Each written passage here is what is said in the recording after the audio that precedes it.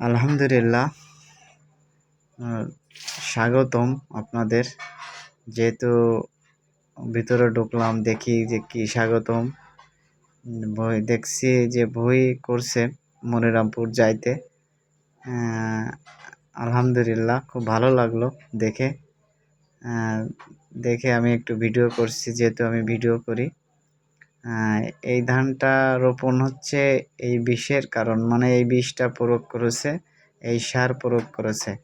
এই জন্য এই ধানটার জন্য আপনার যেটুকুখানি লাগাইছে টোটাল ঘিরে রাখছে, মানে এই ধানটা এই বিষের জন্য এই ধানটা করা।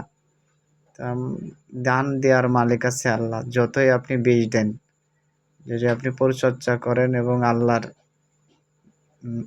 ওয়াদা মেনে চলেন, ইনশাআল্লাহ আপনার ধান তো অবশ্যই হবে। দেওয়ার মালিক আল্লাহ, আল্লাহই দেওয়ার মালিক। যেহেতু ধান হয়েছে খুব ভালো, খারাপ না। যেহেতু এখন ধান হলো, লাস্টে আপনি আনতে পারলেন না, তার আগে আপনার ঝড় বৃষ্টি নিয়ে গেল। তো এই কথা বলা যাবে না, স্বাগতম বলা যাবে না। যেহেতু ধান দেওয়ার মালিক আল্লাহ, আমাদের খালি চেষ্টা। ইনশাল্লাহ আমরা চেষ্টা করি যেন ধানটা ভালো হয়। সব চাষি চেষ্টা করে। ইনশাল্লাহ ধানটা ভালো হয়েছে। ভাইয়ের দেখি